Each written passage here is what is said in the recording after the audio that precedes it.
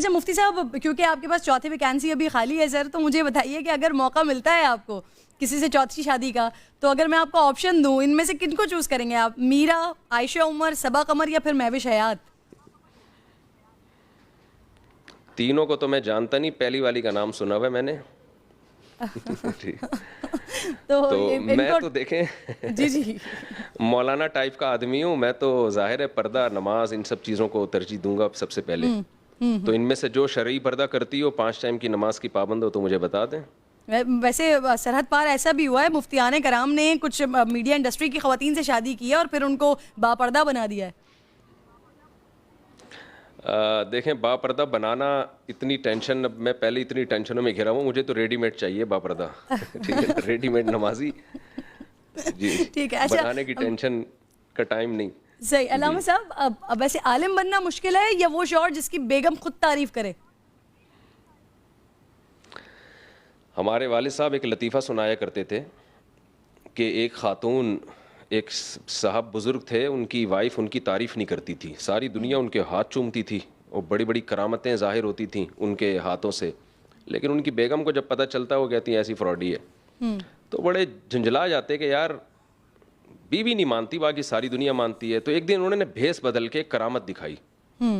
وہ بھیس بدل کے گھر کے باہر گئے اور ہوا میں نا اڑتے ہوئے اپنے مکان کے صحن میں سے گزرے. تو ان کی بیگم نے دیکھا، واہ بھائی واہ، یہ تو کیا بزرگ ہیں جو ہوا میں اڑتے ہوئے جا رہے ہیں. تو جب وہ گھر میں آئے تو ان کی وائف نے کہا کہ دیکھیں بزرگ اس کو بولتے ہیں، ایک آپ ہو، ایک بزرگ یہ ہوتے ہیں کہ ہوا میں اڑتے ہوئے گزرے میرے سامنے. تو وہ بیچارے بڑے خوش ہوئے اور کہنے لگے بیگم وہ میں ہی تو تھا. تو کہتی ہیں اچھا، جبھی تھوڑے ٹیڑے ٹیڑے سے اڑ رہے تھے سیدھے نہیں تھے. تو انسان گھر کے باہر ہیرو ہوتا ہے، گھر میں کوئی ہیرو نہیں ہوتا. ایک انگریز نے لکھا ہے کہ صرف محمد صلی اللہ علیہ وسلم کی شخصیت ایسی تھی، یہ آپ کا معجزہ تھا، یہ آپ کی ایک کمال تھا کہ آپ گھر کے باہر بھی ہیرو اور گھر میں بھی ہیرو.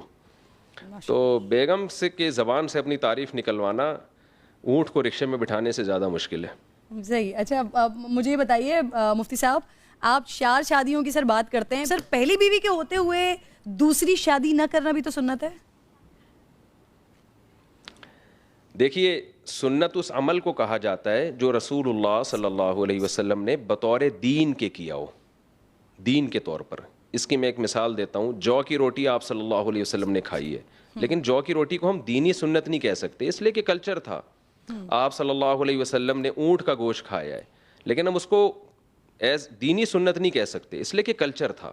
صحیح.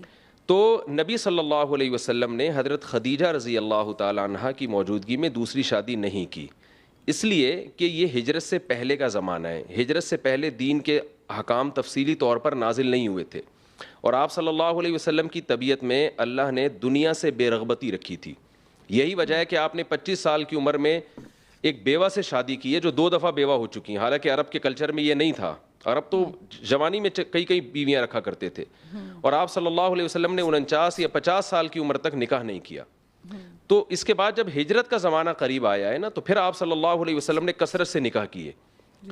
تو یہ بتانے کے لیے کہ نبی صلی اللہ علیہ وسلم اگر نبوت سے پہلے زیادہ شادیاں کرتے تو لوگ اس کو کلچر کا حصہ سمجھتے. لوگ سمجھتے کہ آپ صلی اللہ علیہ وسلم کو نکاح کی طرف رغبت یعنی ایک قدرتی رغبت تھی آپ کو، یہ عرب کے کلچر کو آپ نے فالو کیا ہے. تو آپ صلی اللہ علیہ وسلم نے ہجرت سے پہلے کلچر کی مخالفت کی ہے. عرب کا کلچر تھا زیادہ شادیاں کا، آپ نے اس کی مخالفت کی، اور ہجرت کے بعد آپ نے زیادہ شادیاں کر کے یہ بتایا کہ میں جو نکاح کی کثرت کر رہا ہوں یہ اسلام کے حکم کی وجہ سے کر رہا ہوں، عرب کے کلچر کو فالو نہیں کر رہا. علامہ صاحب بتایا تو یہ جاتا ہے کہ اماں خدیجہ رضی اللہ تعالیٰ عنہا سے اتنی محبت کرتے تھے آقا علیہ الصلوۃ والسلام کے اس وجہ سے کہ جب تک وہ حیات تھیں تب تک آپ نے دوسرا نکاح نہیں کیا.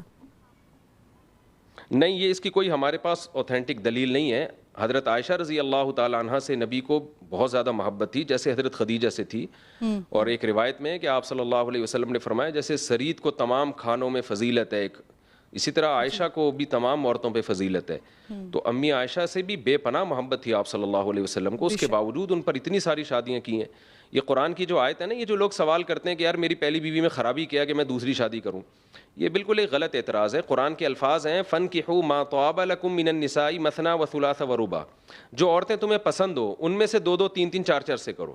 تو اس میں اللہ نے بتا دیا کہ چاروں پسندیدہ ہونی چاہیے.